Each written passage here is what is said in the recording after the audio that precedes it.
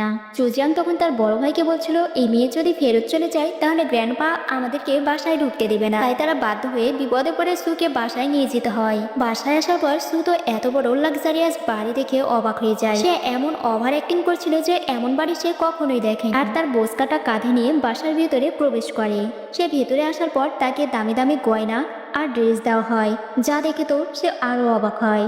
Manager তাদেরকে এসে বলছিল যে মাস্টার বলেছেন এখন থেকে তোমরা সুকে পিক করবে এবং ড্রপ করে দেবে। আর সুকে বলে মিস সু আপনি এখন তাদের তিনজনের মধ্যে থেকে একজনকে বেছে নিতে পারেন, আপনি কাকে চান চুজ করেন।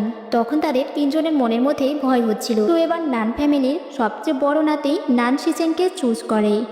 নান শিচেন প্রথম দেখা থেকেই সুকে সন্দেহের চোখে দেখে। সে সুয়ের সাথে কথা বলতে আসলে সু এমন অদ্ভুত ব্যবহার দেখায় যাতে নান শিচেন বুঝতেই না পারে। এরপর রাতে সুকে আমরা কারো সঙ্গে ফোনে কথা বলতে দেখতে পাই। তার কথার মাধ্যমে বোঝা যায় যে